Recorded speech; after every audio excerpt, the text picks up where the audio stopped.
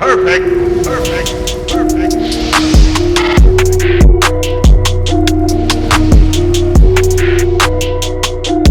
The Philadelphia 76ers defeat the New York Knicks 115-106 on a Thursday night at the Wells Fargo Center. The Sixers now move to 37-23 on the season, now tied for fourth in the Eastern Conference with Miami, and they now move to 28-2 at home, still the league's best home record. We could talk about a lot of different things tonight.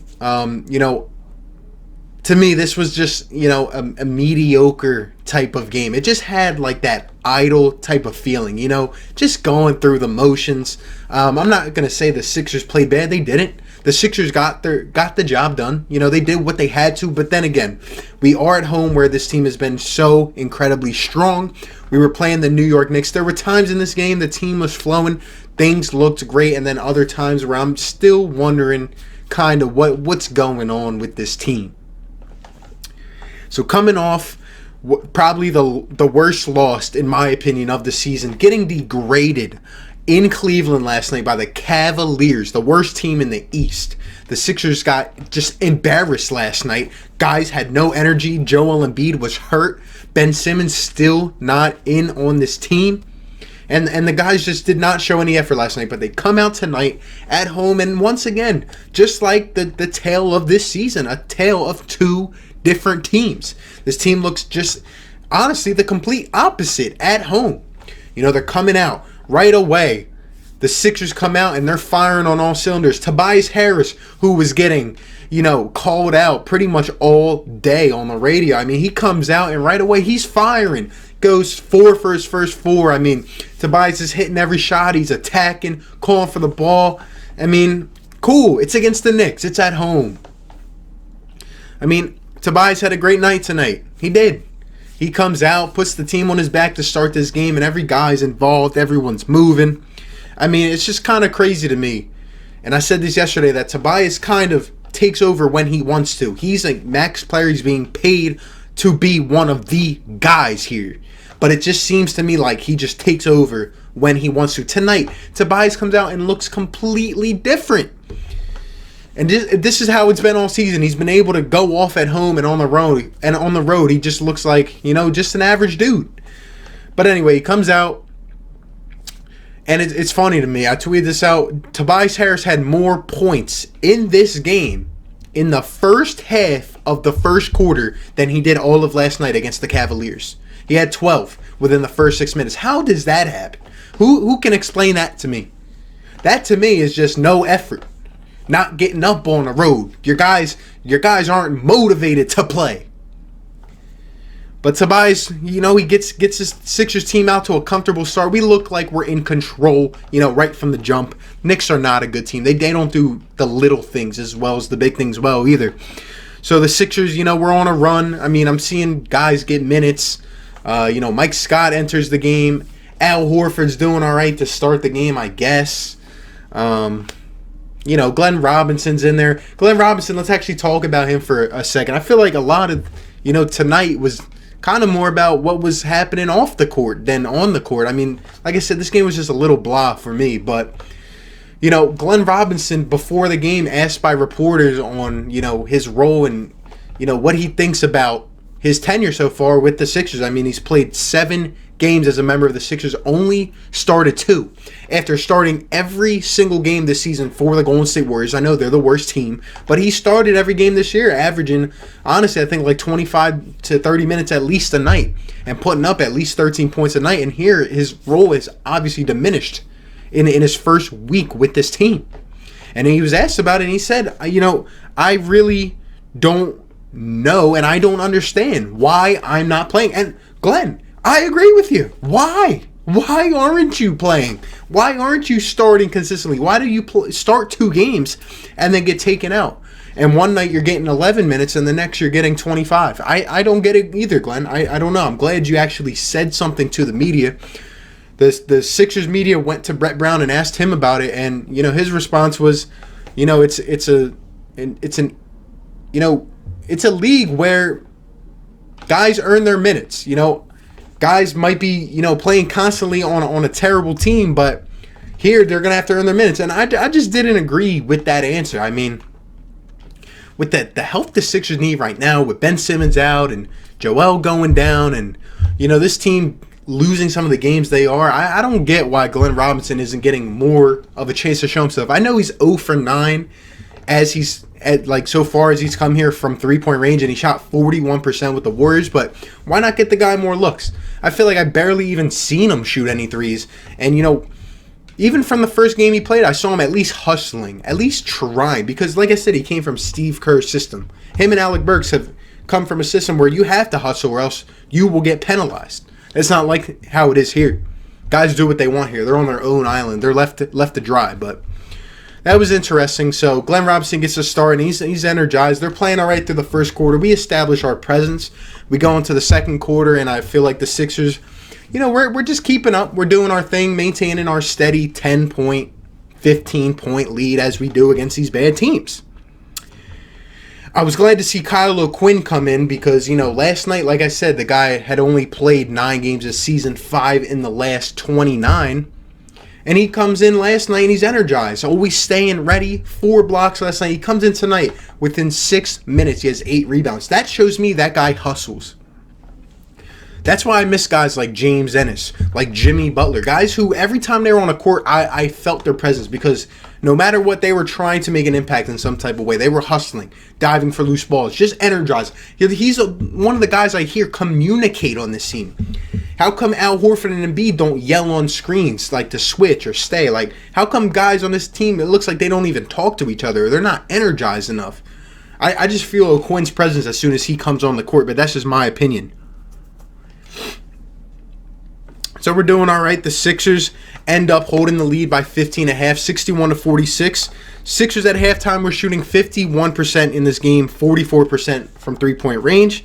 The Knicks were shooting 46% at the half and only a 17.3% from three. That is just atrocious. The Knicks are not talented. I mean, they were led by Julius Randle tonight, and if your best player is Julius Randle, honestly, in any game, you don't have a good chance of winning. I mean, their lineup is R.J. Barrett, and he has a promising future in my eyes, and Elfrid Payton and Mitchell Robinson. The one guy that was always energized when they play the Sixers, Marcus Morris, he's gone. He's on the Clippers, so kind of felt to me that they don't have like a heart. You know what I'm saying? I'm not saying they don't play hard, but it's just like they don't really have a pulse when you're watching that Knicks team. It's just a bunch of guys, just trying to play for a spot on a team for the most part. This is my opinion. They're just not a good team. They're not sound at all. So I'm like, all right, the Sixers finally have one in hand. And what do? They come out in the third quarter as they always do. And Brett Brown can't coach a third quarter team. The Knicks come out firing, more intensified right out of the half. Even though the Sixers were dominating every category at half, the Knicks come out and they just go crazy. Mitchell Robinson blocking Al Horford. Mo Harkless pulling up from 3, hitting shot after shot. The Knicks actually went, and I wrote this down because it was pretty funny. They went 6 of 6 from 3-point range to start the second half, 11 for 13 overall.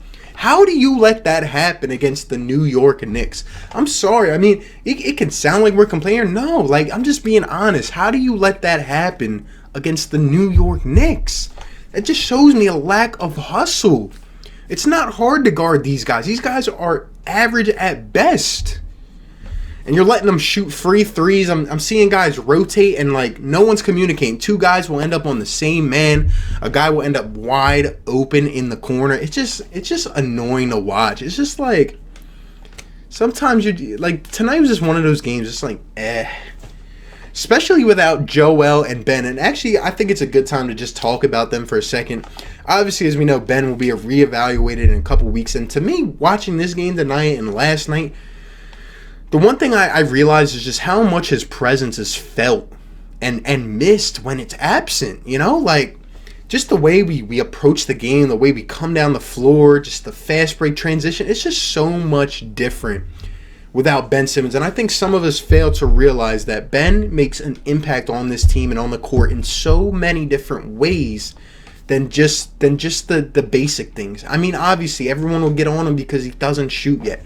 but he's 23 and he can do so much. And to me, it's just like, forget the stats for a second, just the eye test. Like, Ben Simmons' presence is needed on this team. That's why I think if he's out for a long time, that's going to be severely detrimental to this team. And I don't think we will go anywhere without Ben.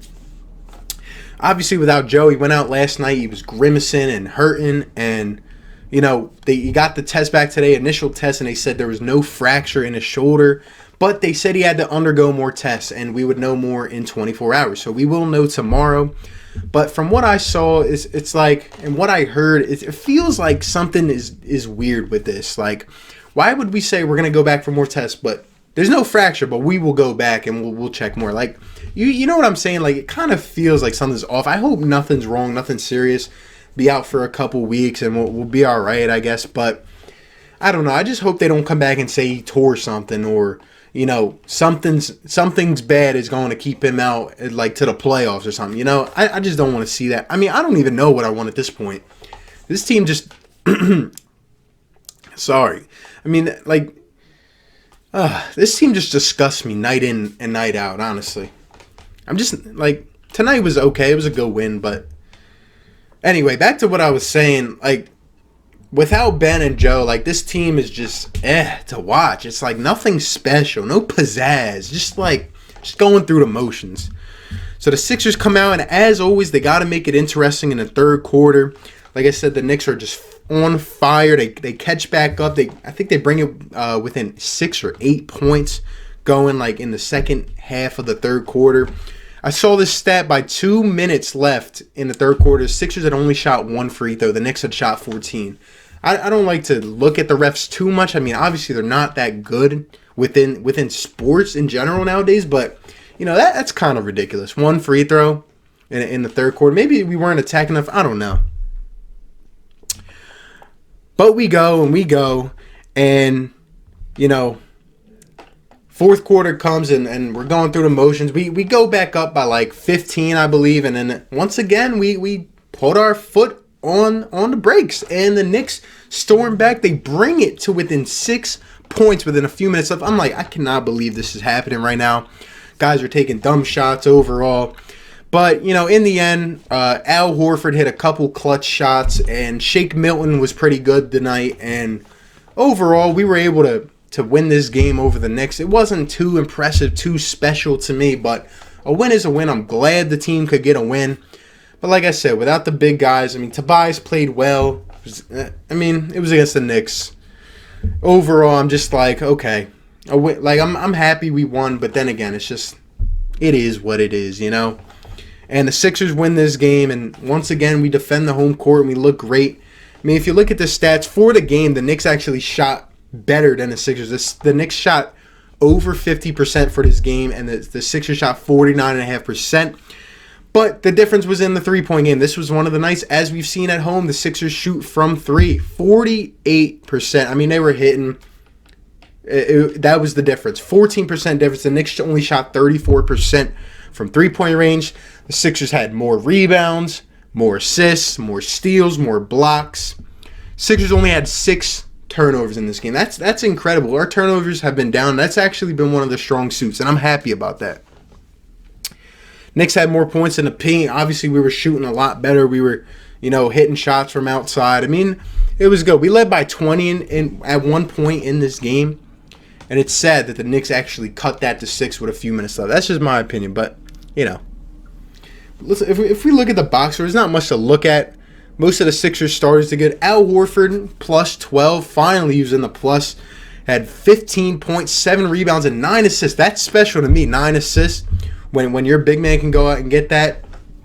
But there were things like, especially this one play in the fourth quarter when I saw Al beat a guy in the post and miss a wide open layup. It's just kind of, you guys might be right. Al Horford, maybe Brad Stevens did uncover, all his flaws and, kind of find ways to deal with that. Like, some of the things I see Al Horford do, like, he just looks slow and out of shape and just not like he's a solid basketball player anymore.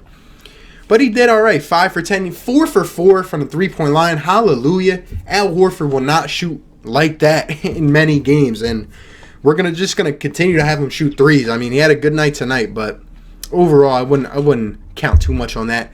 Tobias, 14 for 21, 34 for the game. I think he had 23 in the first half. He should have had, I thought he was going to drop 50 the way he was playing, but guys take their foot off the gas pedal. 7 rebounds, 7 assists. Good game for Tobias. A lot of guys filling up the stat sheet. Minus 6 for Tobias. Glenn Robinson got his share of minutes, didn't really do much. Richardson was a -5, had 11 points. I think they were all in the second half. Yeah, Richardson was terrible in the first half. And, he did pretty well in the second half, did what he had to do. Shake Milton, great night. Second in a row from him. He was the only pretty much bright spot last night. Tonight, comes out, puts up 19, 3 rebounds, 4 assists. It's crazy. One of the best stats to me was Josh Richardson and Milton both had 2 blocks. The most blocks on this team was by 2 of the guards. And that's crazy when your guards are the ones leading in blocks. I mean, I think that's pretty interesting, but them guys got good minutes off the bench. I mean, Mike Scott did all right. He was a +17 somehow. Kyle O'Quinn, he had 10 rebounds off the bench, contributed.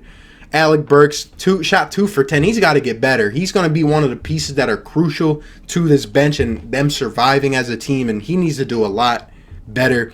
Matisse Thybulle still doesn't have the shot under him. It's really hurting me to see him not be able to shoot the ball, because in the beginning of the year he was doing amazing.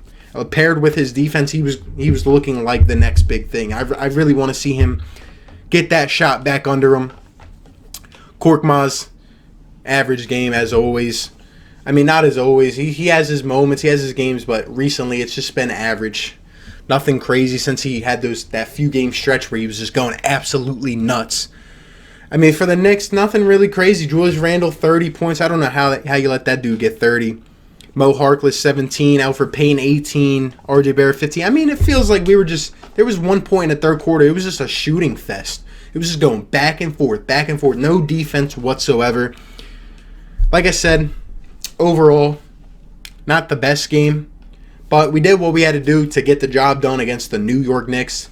Being impaired without guys like Simmons and Embiid. So, overall, I mean, good win. But me still, personally, I'm not impressed. All right? I'm not impressed. Especially, I still got a little bit of that sour taste in my mouth from last night. We got some tough ones coming up now. We got the Clippers and the Lakers on the road. And, boy, I am nervous for those. I mean, it doesn't look like it's going to go well. Guess we'll see what happens. Guys did what they had to do, but going forward, we need to see some improvements. This was just a type of game for me. And, we'll see what happens on Sunday. Let's get ready for the big one. I guess Embiid and Simmons are going to be out, so we'll see what happens. Let me know down below what you thought about tonight's game. Leave your thoughts, opinions, everything for this Sixers team going forward. Leave some comments about Ben and Joe. Let me know all of it down below. Thank you for stopping by. I appreciate y'all. Like and sub to the channel, and I'll catch you on the next one, man. Peace. Perfect.